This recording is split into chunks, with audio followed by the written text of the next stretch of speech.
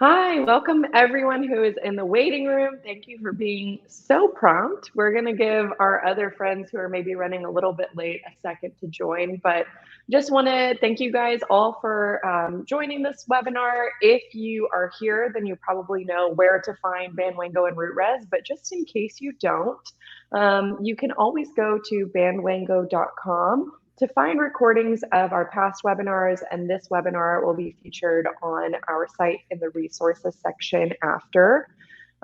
You can also find us on LinkedIn, Facebook, and YouTube. We just launched our YouTube channel, so please go and subscribe to see recordings of past webinars, and then all of our future webinars will be loaded there as well. Mark, do you want to tell everybody where they can find RootRez? Yeah, I'm happy to. And your YouTube channel, I can't wait to see what kind of content pops up on there. I don't know if there's going to be, interesting content with maybe Mo and your team, like cruising on bird scooters or something in some cool town somewhere. But I'm going to be subscribing to that YouTube channel. You've got me stoked, and we do not have one of those, so don't go there. You might see I look at too much skiing content, but thanks. And I'm Mark Mcgill. I'm the vice president of sales here at RootRez, and you can find us at rootrez.com, or you'll see us on LinkedIn as well as myself, sharing content and connected with great friends and partners like Bandwango. So you can check us out at any time, or you can email me. It'll be on our last slide, but mark@rootrez.com. Love to answer any questions for you or kick around ideas on this subject or any of them that has to do with booking rooms anywhere in the world. So this is just what we do. Thanks, Emily. Sweet, yeah. And for those of you who are joining us, feel free to use the chat feature and the Q&A feature as we go through this presentation. We are open to answering your questions, so please feel free to drop those either in chat or Q&A. Always happy to connect, of course, after this if you want to have kind of a one-on-one, or if you want to be part of the group discussion, feel free to use those tools. You'll also notice there's a handout section in your webinar window, and there is a handout there if you're interested in learning or bringing information back to any of your other teammates about how Bandwango works together with RootRez. And there's also a handout in there that talks a little bit about DXC Connect, which is a platform that you can use to host your information on third parties. I'm seeing in the chat, Felicia is not hearing the audio. Anybody else having that same problem? Hopefully you guys can hear.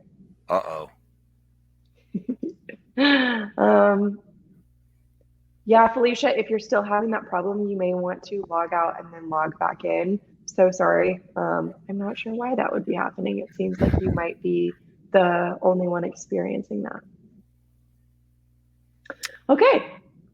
Emily, I don't have the Q&A, so you're and I'm not going to touch any more buttons because the audience will know that I just left the webinar like 3 minutes ago because I pushed the wrong thing. So I guess you're navigating Q&A. I got nothing. Yeah. I'm not going to touch anything. All good. Yeah, we're seeing a lot in the chat that you have to unmute at the top, but of course, if you can hear me, then of course it's not helpful.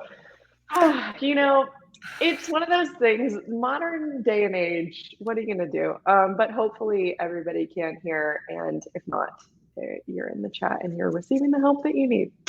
Okay, so we have had enough color commentary for now. Let us introduce ourselves. I'm, of course, Emily Harris. I'm the Director of Marketing Operations here at Bandwango. And we host a webinar every month with someone new and exciting to talk a little bit about what's going on in the industry and just what the future kind of looks like, since we're all thinking about how to make our plans work really well in the next year to beyond. So today I'm joined by Mark Mcgill, who is a wonderful friend and trade show bestie, to talk a little bit about RootRez. Mark, do you want to say a little bit about yourself? Yeah, thank you. As I mentioned, as we jumped on, I'm the Vice President of Sales here at RootRez. We are a central reservation software travel technology companies. So we help you book rooms. We do offer a white label product that can sit underneath your website and help you actually convert lodging transactions. And that is not just with hotels, it's with vacation rentals and any type of overnight lodging supply that you have in your particular market. We were born in Park City, a product of the division of Sundance Film Festival in 2009. So we've been around for 13 years, evolving our product with best-in-class APIs to the supply chain. So all of your supplier partners, like I said, in the vacation rental and hotel industry side. So that's what we do. We book rooms. We help you convert traffic that is coming in from your destination site, and we've been helping destinations now for over 5 years specifically, and the product just keeps evolving and getting better and better. And so being here with you today, Emily, with things that we've been talking about for years. We've known Mo for a long time. We're right here on the next generation of what's next. So this is such a cool topic to kind of unpack, understand the history and so on and so forth of why we're even here today, and then what it's going to look like in the next iteration. So I get really excited because our product has evolved so much and continues to do that. And I know yours does the same. It's like, look, this is what we need today and what we're doing. And we have some case studies that will really show people what works and how it works. And then there's going to be evolution to that too. And it's just really cool to work for a company that has that type of vision and agility, but to also work with partners like Bandwango and many other mentions that we've had with partners in the industry that also are in line with iteration and forward thinking. So I'm so grateful to be here, and I'm glad for you to have me. And hello to all of our mutual clients that might be on the call, and anyone else that I haven't met. So we'll find a way to do that. But thank you. Yeah, thank you. All right, we'll jump right in. So the first thing is just kind of a roadmap of what we're going to be talking about today. We want to talk a little bit about how the past affects the future before we get into case studies and really talking about some of the successes we've seen together. We want to talk about what history can tell us, why now is a really good time to think about packaging or bundling it in your destination, and what's next for the future, really. So we're going to kind of bring it all back around. If ever you feel like you're in a history lesson, then we've done our job just a little bit right. But hopefully you leave here knowing a little bit more about why packaging or bundling exists and how it's changed along the way. So Mark, do you want to kind of kick us off with some packaging problems? Yeah, since I'm not on the chat, I'm not going to see the smack talk. So you're going to have to let me know as people jump into this. But I've really enjoyed, Emily, putting the content together with you and kind of really getting into this. And so one of the leads here is like packaging. Do people think I hate packaging? No, I don't. And I will come off as anti-packaging, and the reason is that you're looking at the definitions of packaging versus bundling. And the truth is, the negative connotation of packaging is that you're shoving something down the consumer's throat that they may not want, right? So you're having to put that into the pricing, and you're just giving them the reference that we had was the romance package, right? It's a rose and a bottle of wine, but they pay an extra $30 for that, and you're making them do it. Or on a ski vacation, which is the industry that I came from, is that you got to buy your hotel room and your lesson, your lift ticket, your rental, everything all at once. And you have never even been there. You've never even been skiing, and you can't understand. Like, a consumer doesn't necessarily know all of the things, or they may not even be coming skiing. So that's the only way to get a good value on the room, is to buy all these things that I don't need. So it's applicable in any marketplace, any destination. So packaging as a just shove it down your throat and assume you know what the consumer wants, that's where it's a negative piece. And I certainly am adamant to disagree with packaging when you haven't been strategic and open. Bundling is the other side of that. That's more of a selection of the things that you want to do. And as we jump all the way to the end, it's really more of our vision of life is the, the personalization, customization of experiences. And a consumer may or may not be ready in their journey to buy or to add on these experiences at the time of booking.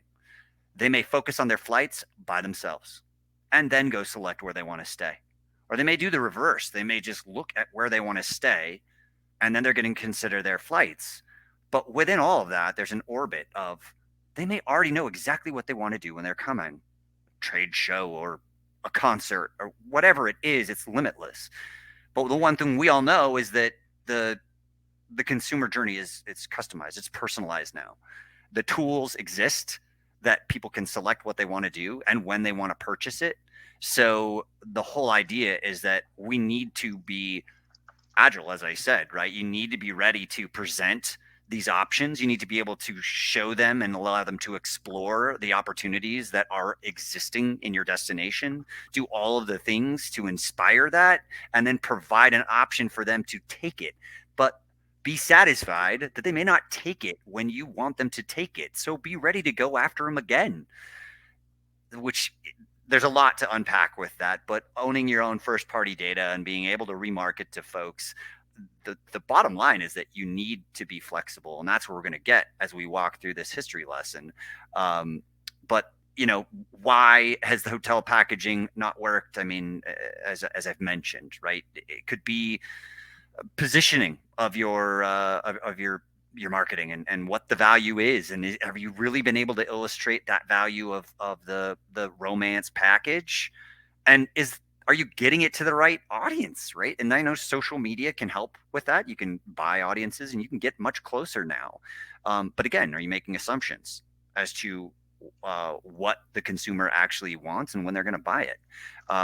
So that's really, sorry, it's the diatribe, right, Emily? I think I can just go off the rails on this whole like packaging piece, but there's good and bad to it. I'm gonna flip here to the destination side of this and talking more about adding value, and I think that's the key term here, is that there's nothing wrong with packaging, making someone buy something added into it. And I was reminded of like the number one package this morning. So I got on the phone with the corporate director of revenue management in the Stein Erikson collection in Park City. Young man named Jason Nelson. He's a revenue genius, been doing it for a long time. But he reminded me that breakfast is the one packaged element that moves the needle. And when he said that, I was like, well, that's funny, because even before rate, my wife asks about, do they have breakfast? Every time we book a hotel anywhere, is breakfast included? So it's so funny. Have you seen the new SNL sketch that talks about if you want breakfast at a hotel, you've got to wake up at 4 a.m. for the yogurt?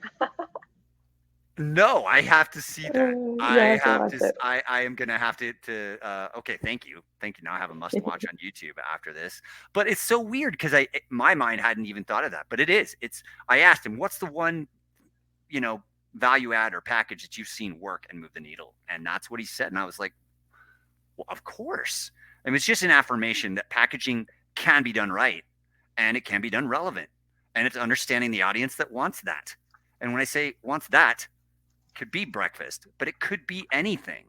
And that's, I don't want to like just take away all your thunder, but that is why we have had such a passion for the things that Bandwango does, because you're curating experiences, you're helping destinations take their vision of the things that people can do, and you're giving that to them, and you're providing it for them in a place that they can have the experience and then get all the data to be tracked throughout that whole entire course. So it's amazing stuff of why, circling this, like it's a thing. Like if it's an experience that you can provide, then include that, and let's find an easy way for consumers to get that. Anyway, I think we're jumping right down down the line here. And I think it's important to talk a little bit just like about like, DMOs have had a lot of issues with packaging in the past, either getting a hotel on board to do a package with them or, trying to create a package themselves because they're not owning those metrics or that data, and they're really relying on the hotels to report it back to them. And it takes a lot of work from their staff to make sure that hotels are really have the printed tickets that they need in order to hand them out. There's just not a lot of flexibility for the consumer experience, which I think kind of like goes into maybe like this history lesson that we've been talking about, which is packaging has evolved so much. And we're going to kind of take it all the way back to 1841 when Thomas Cook started the first travel agency. The funny thing that a lot of people don't know is that travel agency started because Thomas Cook believed alcohol was to blame for society's problems. And he wanted to organize a special train to carry temperance supporters to a meeting that was 12 miles away. And as he started to realize how popular that was, he realized that people needed someone to kind of help them create these packages. So that was like really kind of the start of the first package or travel agency. But obviously aviation came along and changed a lot of that.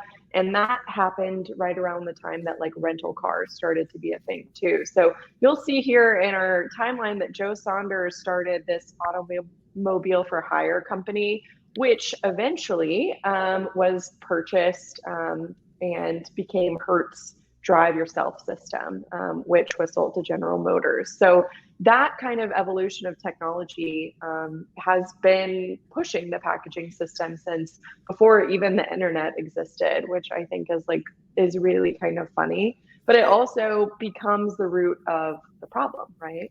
So Emily, one thing I wanted to note here is that if you're taking notes on the webinar, obviously it's recorded, so you don't have to.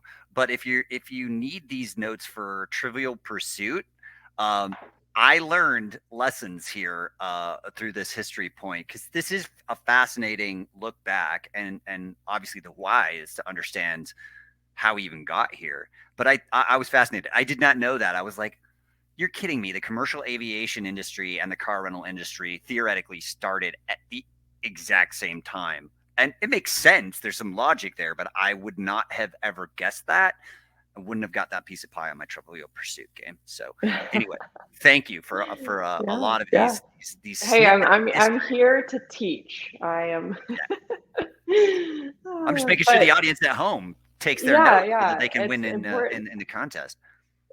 And really like the commercial aviation is the start of a lot of the computerization and reservation systems that we know today. So you'll see here in 1950, it took jet agents about 90 minutes to book a flight. So in 1952, American Airlines installed their first kind of reservation system.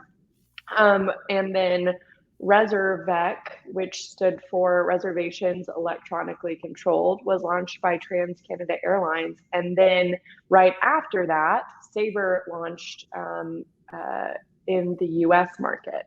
So really like the interesting thing about these reservation systems is like one kind of technology spurred the others to be created.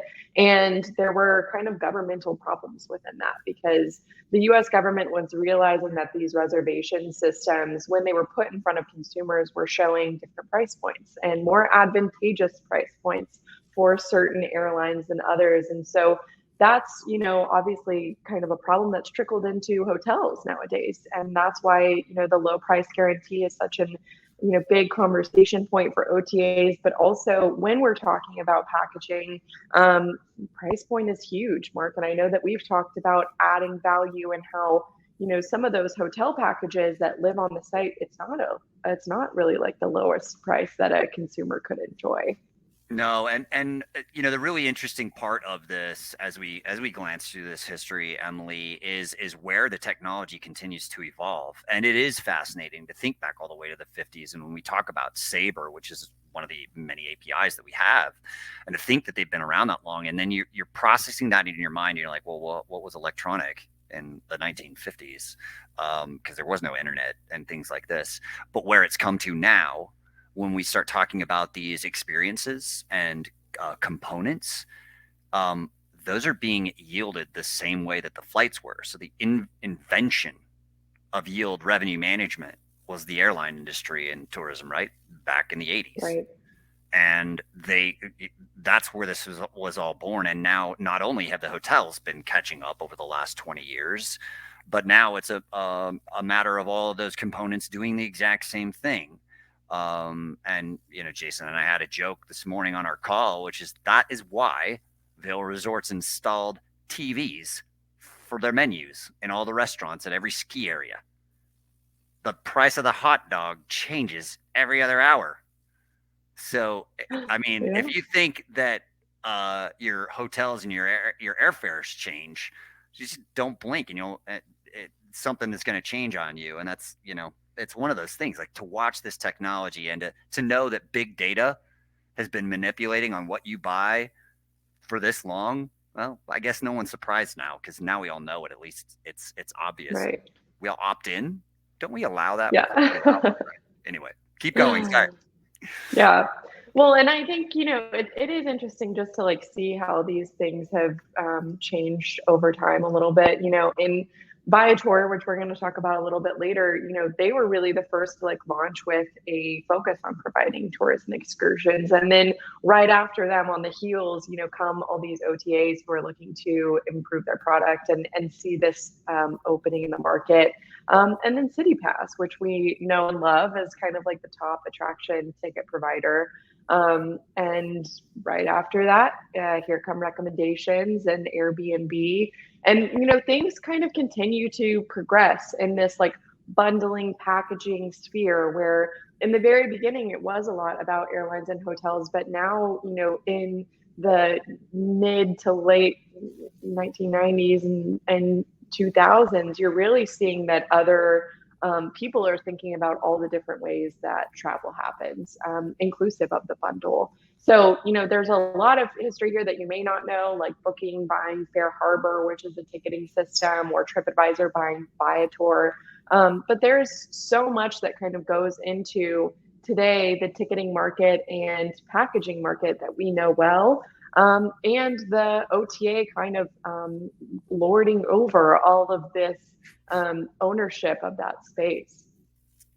And it's not all bad. I mean, that's the thing, is that OTAs get a bad rap, and when we're speaking with destinations and suppliers alike, there's the margins and the things that they hate, but you have to respect the type of traffic that they drive and the demand that they can create from what they're doing. And it's a different voice and it's a different purpose. So the bottom line is that we are all allies in the space. Everybody wants to see the stupid cliche of all boats that are rising. But one of the things that you mentioned, which is just interesting, is that whole legislation, right, about who's controlling what you get access to and what prices and so on and so forth. And that's where it's really interesting, just as a snippet for destinations, is that you can really be a neutral voice and really provide a true illustration of what your destination and the localized look and feel is within this whole thing. And I know this isn't all about being a sales presentation, but it's just the reality is like a destination has the local voice. And that's why our products are catered to actually help them do that, because that's just the difference, is that, all of this is about what's different, what's the niche, what's unique. And, these OTAs, they're there and they're going to continue to be driving this kind of traffic, but it's all of, you need all of these distribution networks and what they do. So, they've done a bunch of this consolidation and they look like the evil empire, but they're not. They are helping, whether you like it or not. So anyway, yeah, interesting. No, that's a great point, and kind of leads us into this next piece, which is like, why is now a good time for destinations to start owning some of these bundling opportunities? And it's really because it seems like OTAs are kind of taking their foot off the gas a little bit when it comes to really combining experiences with hotel rooms here. So one of the examples that I pulled was Airbnb experiences, which I think everybody kind of feels like they must be doing something right here because they're making buku bucks. But their S1 filing mentioned that product 252 times, but it also acknowledged that it was really hard to break down the revenue. And they basically stated in that filing that they grew their experiences, but the bulk of their revenue is still coming from bookings. And so if we kind of look at like where the past has been and where Airbnb may be looking to improve, it feels likely that they're going to kind of take their foot off the gas on experiences because it hasn't yielded as much revenue. So this kind of presents itself as an opportunity for DMOs to really take the ball back and talk about experiences in an authentic way. Same thing with Expedia Local Expert. They really have conducted a lot of research into how people are packaging or bundling their information, but their new strategy is basically to focus on experiences in the destination on their app and website rather than helping consumers plan and really measuring their success in booking numbers. So these are just like, kind of two examples of the way that booking or packaging has changed for OTAs. And it really presents an opportunity for DMOs to take back a little bit more of this space. And this is happening for other, organizations too. Priceline and Booking both have kind of changed the way that they're looking at these things. Priceline is really looking at bundling flights and private accommodations in one transaction, and their trip builder, which includes some experiential activities, was unveiled in May 2019. But they acknowledge really that, like, at times travelers want to book attractions outside of a travel bundle. And so that's why, we see here Booking.com actually made this change in May 2019, where now instead of only being able to purchase your hotel, and that's what leads you to that booking of experiences page, people can go on Booking.com and book experiences directly, which is really kind of an interesting shift.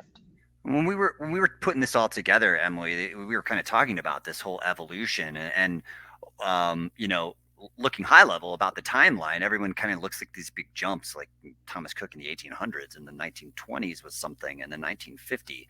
This is what's fascinating, and why we wanted to illustrate this is that if you look at the last 10 years and the evolutions and changes in this, not just the companies that have come to market, but the way that the data decision making and what they've chosen to do of, okay, Expedia's in the everything game. Let's make sure we push everything to conversion. Oh my gosh, people hate that and it's not working. They take it off. They deflect, and now you have to add, so you have to select. They've changed. They're changing every year which way this goes and how they're going to present their experiences and so on and so forth. So that's like the most exciting part of this, is that even the largest players in the industry are showing you that they don't know what's going to happen next, and that they're going to have to change that and evolve. But the point that you're making, Emily, is, hey, look, the time is now, because they've got these ideas and they want to cater to their audiences because it's what people are clamoring for. But nobody knows it like you. When you're in a destination, it's impossible. They can't replicate you. And they're providing services for you and data too with their media solutions. This isn't a commercial for them, but the bottom line is that they do have the information, they do have the statistics, and really great things to do with partnership for you. But you're the voice. You are the one who drives that, and as a destination. So of course you're the one who should be telling the story.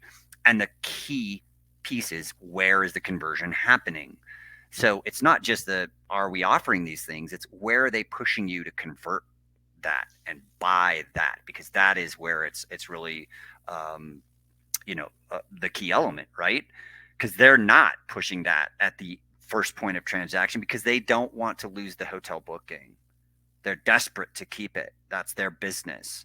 So they don't want to distract you, which means they're not telling a good enough story. They're not showing where the value is, and they're not actually presenting it to you in the appropriate way. So there's a difference. Hopefully, here I'm stealing the thunder again. No, you're fine. And I think like this is really interesting too, because like now hotels are getting into this game of like bundling a little bit more effectively than they have in the past. It's not just romance packages, because they've seen that hasn't worked. So now you're seeing, huge chains like Marriott and IHG getting into this experiences game in a way that is a little bit more conducive to the way that people actually travel. So Marriott Bonvoy's new tour and activities, it's exclusive to members, and it requires points to access some of these really interesting tours.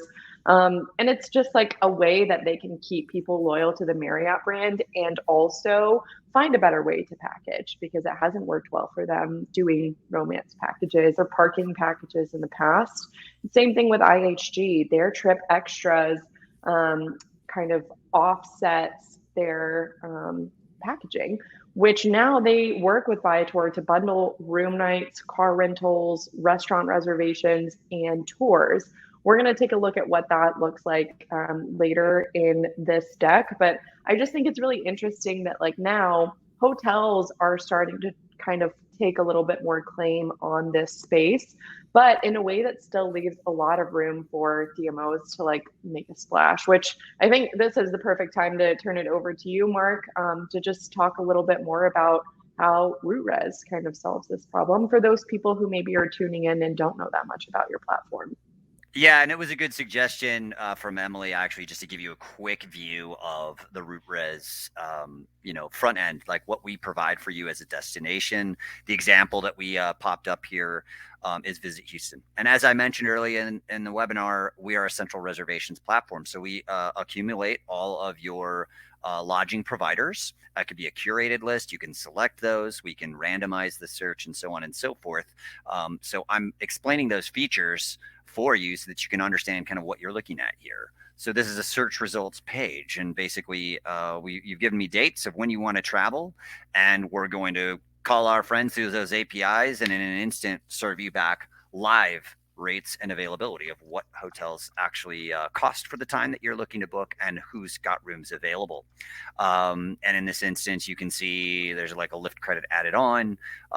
Very, very simple viewpoint and easy to do. And we also offer this on mobile, which is like 65% of users are using our mobile. So I'm not sure why I've displayed the desktop, but that's what you get today. So this is the search results page. And then the next level of things, and this is what's really fun. We've been doing value add partnerships with Bandwango for a couple of years now, and we'll get into that in the case studies. But this is super cool because this is like getting into the what's next. So there's a little bit about what does RootRez do, but what's coming next. And now we're adding an e-commerce to this whole thing with those experiences. So basically what we're looking to integrate now is adding these extra pieces. And we have done this in the past with lift tickets. We've had ski area partners that have done this in a similar style, and the conversions are incredible when you properly market these promotions and campaigns. But just going to walk you through this path really quickly of what it looks like and as it's coming. So this is where number one thing, I don't know why I point this out, but as you're on the other end considering this product, skipping to checkout is actually that demand point. You got to give an option to allow people to be flexible and to personalize. So number one, you have to curate these options and opportunities, but also you need to be able to make the path easy. But that's the key element, is that it's got to be easy, and you need to give the consumer that you're working with whatever options they need. And some of them don't want to buy right now. We already know that. The data tells the story. So this is just a view of an implementation, seamless implementation, adding all your Bandwango products right into the shopping and experience, and seamlessly being able to add on the things that you want to do or shop through those things, purchase those things, look into the details, make a selection, and get out of here. Let's go travel. So that's the whole idea, is like, look, we are a booking engine solution for the lodging providers. That's what we do. We focus best in class on our technology to help your suppliers and help you be a great distribution channel. Bandwango is the best in class software at helping you curate all these adventures. So that's why this marriage in technology is incredible, because they've got all the best experiences because you helped them create them. I should say you created them. I'm sorry, I'm not pitching you very well, Emily, but that's the truth. So it's really cool just to kind of see how this goes through. Hopefully it makes sense now that you've seen it, because you can check out our work on any of our client pages. But I already skipped the slide deck to jump into case studies, Emily. But how did you want to segue into some of the proof is in the pudding and the data? I think proof is in the pudding is a perfect segue. Well, okay then. Um, just looking at a couple of our partners and what's been done, and why we got to where we are. We have a partner, a very creative partner up in Vancouver, that pre-pandemic, right? We're talking 2016, 2017. They've basically come up with the idea that when the cruise boats aren't moving, room nights aren't moving. So what are we going to do? And they jumped on incentive-based travel and said, we're going to invest through a marketing fund, a marketing fee, in incentive-based travel. We're going to purchase options, value-add options to give away to drive bookings. And it worked. The recipe that they had written was very, very clear because it was off-season bookings, low ADR bookings, and they could actually almost have those paid for, subsidized, if you will. Like we're talking $50, $100, $150 gift cards as an incentive. But you all know the economic impact of getting people to actually come and stay in the hotels. So there was a bigger point and purpose to try to drive that. So the bottom line was they had this solution in place. And then when the pandemic hit, they were not scrambling on what to do. They already knew. They had the recipe, and it was very, very simple. They were just doing it in July, where they hadn't had to before because the cruise boats would fill the city. So it's been an amazing case study. And then to be able to share that and how easy that process was within our system to do a value add incentive right within the software, it's been great. So you see other case studies that have happened since the pandemic, and Visit Salt Lake right here at home. They were a client of ours before the pandemic, so they already had this in place as well, ready to go. So that's why it was the first case study that we had done in 2020, because they were ready to go. They had the idea, and they knew that we had the capabilities to help them drive demand, like actually create room nights. So that's one key element of the incentive-based travel that we do help destinations understand, is to do off-peak periods, early weekdays, all of those pieces. We're not trying to come up with a game-changing, the only thing you can ever do to ever book a room is incentive-based travel, so you have to pay for it. No, that's not that at all. But you do have places in peaks and valleys, I should say, where it's a very, very good tool to have.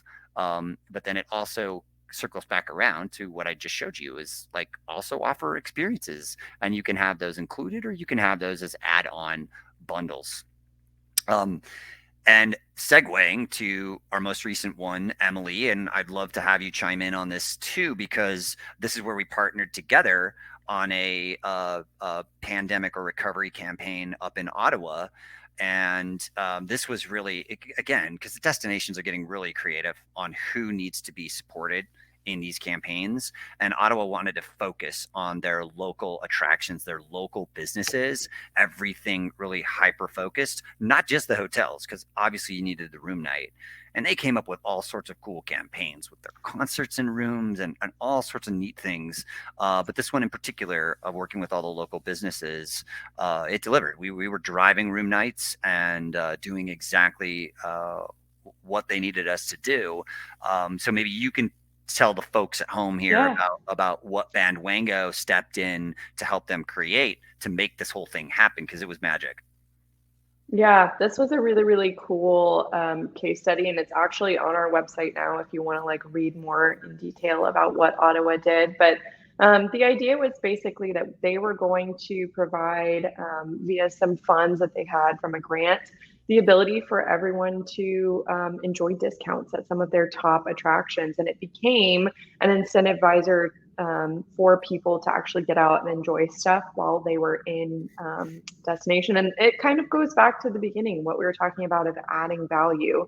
Ottawa was really able to add a lot of value to a hotel room booking for those people who are coming into destination. And you can see on the screen here, you know, the 5,000 people who redeemed their passports. Like, that's such valuable information for you to track, because those are 5,000 people who maybe wouldn't have gone to an attraction that you led them to if they didn't have a passport in their hands. So this is a really, really cool case study, and more details for sure to be found online, or if you want to talk more about how Ottawa kind of crafted this with our two platforms. But you know, it doesn't always have to be a paid pass that you're giving someone for added value, as long as the discounts that you're looking at are incentive enough and do add some kind of value to a hotel room booking, you can make a really compelling case for added value being something that's kind of outside the usual scope of an attractions pass or a paid tasting pass. And in the data here, right? And you know, we didn't show you some of the details in revenue and stuff, but you can see the passport signups and the redemptions of what an economic impact looks like, because that's the type of visitation you got into all those local businesses, and you know they spent money. So it doesn't matter what you've done and who you offered and what's included in those passports. The economic impact is incredible because obviously you booked the room nights, and then look at all the extra businesses that they have visited. That's what blows my mind with this and why it was so successful. But the story's being written all across the country, Emily. This is like one of the most recent ones, but it is really, really cool. Some of these are small, but they still make an impact, a big impact. So you don't have to be this big. You don't need to, have such a massive campaign. You can start with small things and still make an impact. So anyway, I just get excited. I'm sorry, because it works. It does. And if anybody has any questions about this, feel free to put it into the Q&A or the chat. I know we're kind of circling to the last of our 5 minutes, but just based on what you said, Mark, it does work, and you don't have to do something huge to be successful. And one of the things that we wanted to share is just like what this looks like and how you can start if what you're kind of trying to do is more focused on working with your OTA partners or just being visible to people wherever they're searching. So one of the handouts that's included in this webinar is about Bandwango's DXC Connect channel, which is a connection to a bunch of third-party integrations. Viator is one of our third-party integrations. So just wanted to kind of quickly show everybody, this is what it looks like for IHG members who are booking a hotel and trying to find an experience. This is the booking window that it takes them to. So when someone is kind of, looking on that site for experiences in Houston, Texas, they're able to see, Bandwango product that Houston has placed through DXC Connect on Viator and are able to purchase there. And I think this is a really kind of compelling argument for, you don't have to be a huge destination with 1 million attractions to really make a splash or to launch a paid product with Bandwango, because the important thing is that you're in the channels where people are looking for you. So there is such a way that you can kind of go about creating these products, whether you are trying to host those bookings on your own website, capture that data using RootRez as an incredible platform, or if you're just trying to be more visible and to provide value to those people who are looking at it as they're looking up your destination.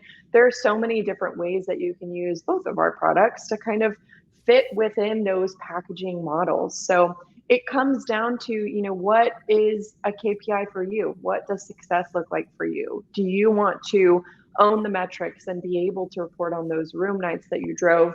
Or are you just as happy to kind of find people where they're at? And in that case, you may be looking to just create an experience that people can bundle using their IHG membership or Marriott Bonvoy. So there are a bunch of different options that we discussed here, which hopefully will get more conversation going. But my goal is that everybody walks away knowing something that they didn't know before they joined. So hopefully that's the case for all of you attendees. And of course, you can find Mark and I online on our respective company websites, but also at our email addresses listed here. So if you want to reach out with more questions after the webinar, please feel free to reach out to us directly or connect with us on LinkedIn or Facebook. Everyone is going to receive a copy of the recording via their email, but you can also find it on our YouTube channel or on bandwango.com after today. So thank you guys so much for tuning in. And thank you, Mark, for all of the really valuable information and your insight into what the future looks like. Yeah, it's all good. And we're going to have this on the RootRez.com website too. So you can look for it in either places or watch it twice. Watch it for each of us. But thank you, Emily, for having me. And thank you all for tuning in. And, hopefully, now you can see that the future is bright and no one can predict the future. But what I think is amazing is that, we're always looking forward. And I love to see Mo and Emily and the Bandwango team doing the same thing as this whole thing continues to evolve. So thank you, Emily. And, I really look forward to really what's next. So. Yeah, me too. All right. Thank you guys so much. Have a wonderful rest of your day.